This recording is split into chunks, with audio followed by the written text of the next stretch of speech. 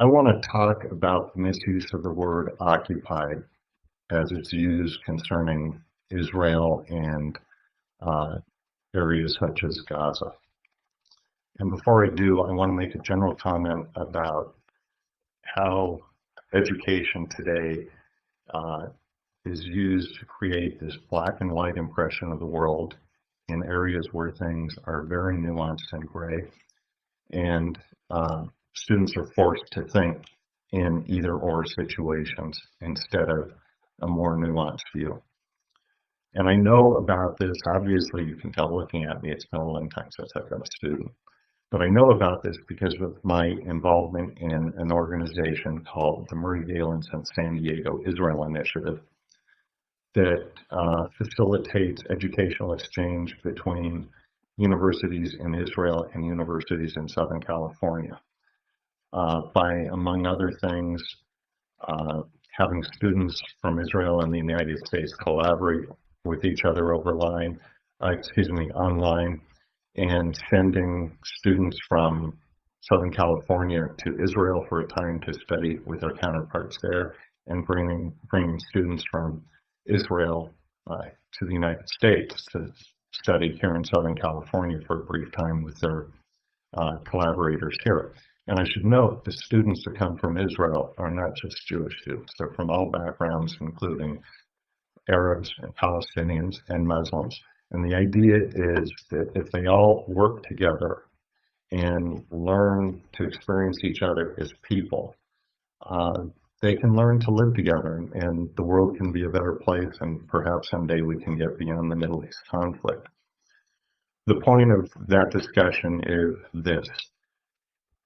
I know from discussing with students and discussing with educators about this paradigm of a binary world.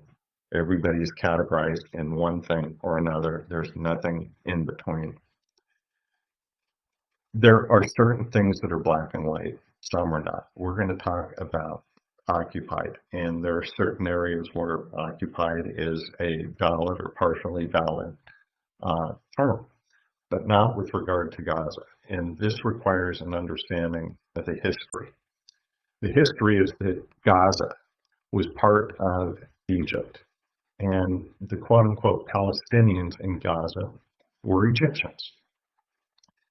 In the 1967 war, Israel's surrounding Arab neighbors launched a war against Israel. Israel prevailed and in the process took control of Gaza. And Israel maintained control of Gaza for its own security and protection. It became untenable, conflict continued. There were all kinds of efforts at negotiating peace agreements. They all failed, and finally in 2008, Israel decided to unilaterally withdraw from Gaza. By that point, there were civilian Jewish settlements in Gaza. All of those were removed. The Israeli military withdrew from Gaza. Now, in the aftermath of October 7th, 2023, Israel went back in, as we all know. But up to that point, to assert that Israel occupied Gaza, that was no longer true. It's just an absolute falsehood. It's a misuse of the term occupied. In order to occupy something, you must be there, and Israel most definitely was not. In one of the other videos I did, I talked about Martin Luther King and his urging people to think critically, students to think critically.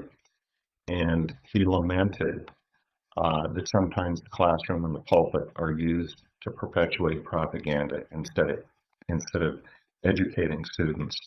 And he advocated that the classroom should be a place where students are taught not what to think, but how to think.